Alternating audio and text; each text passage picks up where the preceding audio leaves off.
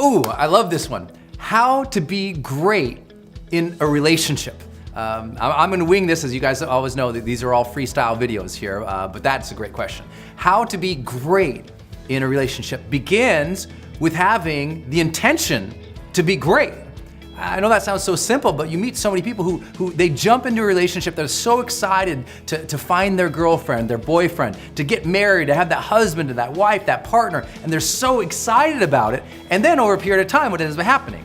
They get caught in a routine, they get to know the person better, they develop habits and responses and pet peeves, and all of a sudden they stop seeing the magic in the very person they met with and intentionally had this idea to grow this great relationship. We're gonna be amazing together. And people stop putting great intention and great efforts into their relationships, and over a period of time they feel ho-hum and they start to die. And you and I both know that. So the challenge is this: if you want to have a great relationship, your intention must be to be great, to make the other person feel great, and to build a great life together. Now, I know it's not always easy. I'm married, I have the same challenges as anyone else. It's difficult sometimes to make sure you're as empathetic as you can be, to be as present as you can be, to be as understanding, loving, perfect, amazing, passionate, spontaneous, whatever it is. Everybody struggles the same in relationships. So what can we do about it? Well, I think there are 3 very powerful intentions that if you had in your relationship, no matter what that relationship is like now, it will improve it. Even if you already have an extraordinary relationship, a little more of these 3 things will improve and fire up that relationship. The first one is attention. People want to feel true attention from you. And this is a major challenge today, because I know a lot of people, they literally cannot be in a conversation and connect anymore. They can't even keep their eyes on each other and pay attention to each other without looking around everything else going on, all the distractions. Or worse today, they pick up their phone. Are you in a relationship with somebody who just can't even have a conversation with you for 10 minutes without having to look at their phone? Doesn't that drive you nuts? But that's the challenge today. And if you're the person who learns to take this mentality and have a true intention for people where you are completely enveloping them with energetic presence, being really right there with them, present, engaged, enthusiastic for the relationship, the moment, the connection, you will stand out from everybody else. And your partner, your spouse, your lover, your wife, your husband, your girlfriend, your boyfriend, they will feel you again. The challenge right now, the disconnects in relationships are driven by mostly distraction today. The inability for people to look eye to eye, to feel each other, to sense each other, to be present in the moment. And so what ends up happening when the relationship goes astray, people start trying to, quote unquote, show love to another person. So what do? They go out, they buy flowers. They go out and they buy diamonds. They go out and they say, hey, look, honey, I emptied the trash. Hey, look, honey, I washed your things. Hey, look, honey, I ran your errand for you. And they're trying to say, look, I did something for you. They're trying to show something, a gift to that person, to recreate something, to have that love. But all people want to be shown is attention. And we forget that. They don't need something from you. Jesse Jackson said a long time ago, people don't want your presence, they want your presence. They don't want your gifts, your stuff. They want you, fully engaged, fully charged, fully connected with them again. If you're gonna improve any relationship, all of the improvement will come from a greater degree of attention and presence gifted to that person, to that moment. Learn to be vitally there and present with them again. Learn to have an entire dinner without looking at your phone. Can you do it? Learn to go out for a walk without bringing your phones. Go out and do something together with no phone, no distraction, just the 2 of you to have a moment together. If you don't think you can do that, then you're addicted and you need to seek digital help, right? It's like, do not tell me that you can't have a conversation. Look, I know you think you're important, and we all think we're really important, but let me tell you, there is no person in the world who cannot learn to have a few hours where they can be human again with the people that they love. And that'll be the best gift you can ever give. You want your relationships to be fiery and zesty and spontaneous again? Then those things can only happen in a moment where you're free from other distractions, where you can be with each other, truly experience something. I mean, think about it. The best memories you probably have in all of your relationships were times when the two of you were just kind of in a moment together, where you were truly, fully there, vibrantly connected, in the moment, present together, in one way or another. It could be chaos going all around you, but the two of you connected, and there was this feeling, there was a sense, there was like, bam. You know, you were there for each other. Attention.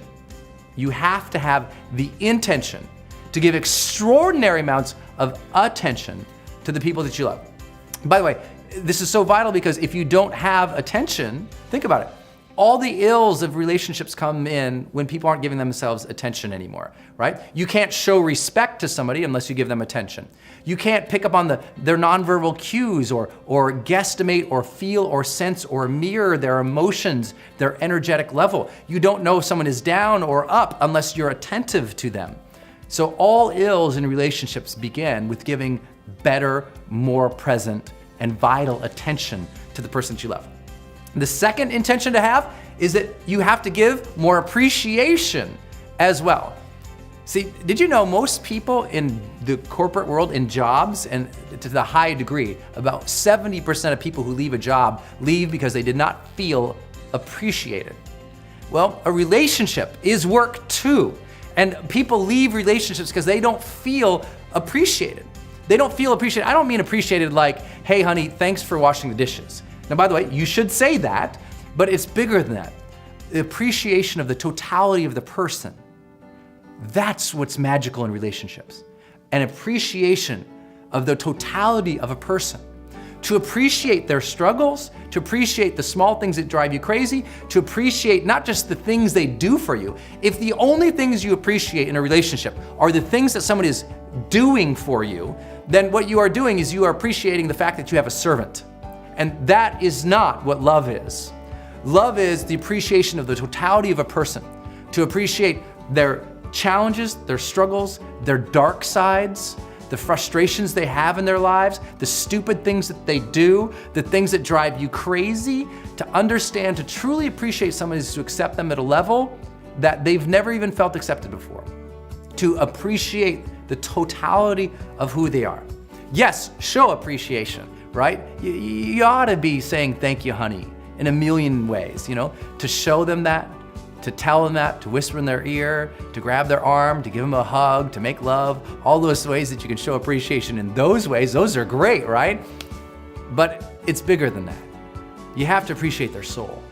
You have to appreciate who they are as a human being and have such extraordinary respect and appreciation for that they feel that from you. Because that's a challenge today. A lot of people try to show appreciation with a gift, but they never show it of that other person's humanity. And once you do that, you realize it's not just showing some appreciation for what they do for you, it's showing appreciation for their reality, right? For their reality.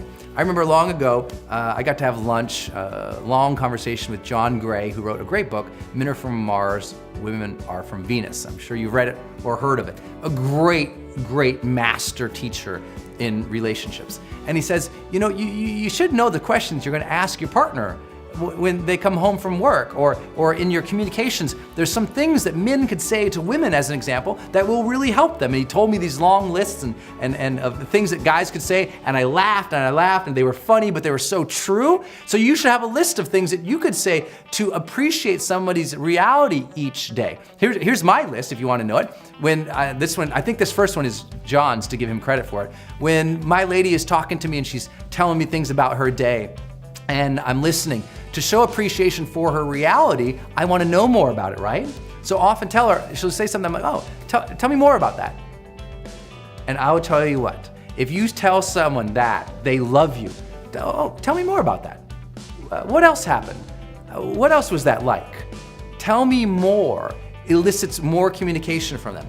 As they communicate more, they feel more heard, more empathetic, more understanding, and they feel like you are vibing with them if you're present. So important.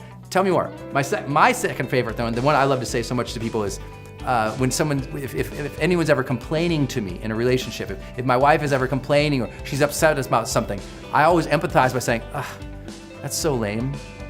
Sorry that happened. That's so lame. Oh gosh, that sucks. That's so lame. Oh, I realize that's so challenging. That's so hard. Sorry about that. oh gosh.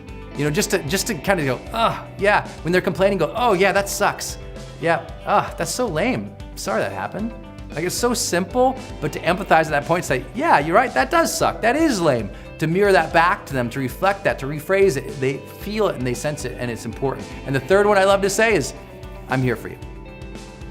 Anything I can do? That is so powerful in showing appreciation for where they're at. Maybe they do need help. Maybe they feel left alone.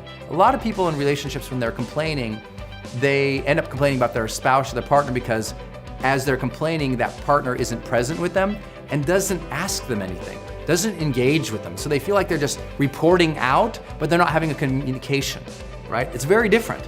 If you are in your own relationship just complaining, but you don't feel like there's any back and forth in conversation, then at some point you realize, gosh, you could just go and sit across from some stranger at Starbucks and puke all your complaints on them, right? The part of a magical relationship is having somebody who can pitch and catch, who can have that conversation back with you, who can really understand what you're saying. And so you have to elicit that from people. Appreciate people's reality by asking them to talk more about it. Appreciate someone's totality as a human being by truly feeling and sensing them and sharing things with them like compliments that show appreciation. Giving them gifts, giving them things that say, I appreciate what you did for me, but I appreciate who you are too. Honey, I love when you do that. I always appreciate that about you because, you're so good with people. Honey, I love you about that. I'm so thankful for you. I appreciate that because you do always notice what I feel and what I need. Honey, I just want to tell you I love you and I appreciate you so much because the way that you talk to the kids, you're so amazing with them. You have to say things like this to have a real high level of relationship. And I'll say the last thing, the third thing is adoration. You have to adore people. If you don't adore the person that you are with right now, you have to re-summon that up. You have to look for the things in them that will help you do that. And the way to do that, give them more attention, show them more appreciation. When they receive more attention and more appreciation from you, there will be an energetic change in the relationship. It will turn more vibrant, there'll be more pop in it. And all of a sudden, you'll start to notice that person. They come a little more alive around you. And it'll be easier to adore them because you're like, oh, look, I never even noticed they do these things. That's funny. Or, oh gosh, I never noticed they did all these things for me. I have attention to that now, and I appreciate that now. You'll start to adore them more. When you adore the person you're with more, you do things for them. You do more things for them. You want to see them light up. You start supporting their dreams more. Are you doing that? Because real adoration is getting out of your own way and asking, what is it about this person's life that I can support, that they love to do? Because showing real adoration is showing support. Real adoration is not just doting on somebody with flowers and gifts, though you should do that too. It's about wanting to support their bigger life goals, their bigger dreams. When you truly adore somebody, you want so desperately to see them happy and passionate, engaged, living their own fully charged life. When you really adore someone, you go out of your way to brag about them in front of them, right? When they're there and you're in a social situation, you'll compliment them, you'll brag about them, and you'll make them, like if you haven't made your partner, your spouse, your lover, your husband, your wife blush for a while with a good compliment in front of other people, what are you doing? Right? I'm always trying to embarrass my poor lady, but in a positive way, because I'll compliment her in front of other people and she'll be like, I really appreciate you said that about me, because I want her to feel adored. I want everybody in the community, I want everybody in my life to know how much I adore my lady. So do you have that intention for yours, for the person that you're with? Does everybody know how much you adore them? Are you bragging them up? Are you really adoring them personally and publicly? When you do that, you'll notice a different level of engagement in that relationship too, and everything will change because they will feel adored, appreciated, and feel like you're giving them attention. So they'll turn it around. Now they'll give you more attention, more appreciation, more adoration, and there'll be this spark that happens between the two of you that you never imagined that you could have. That is what it feels like to live the charged life.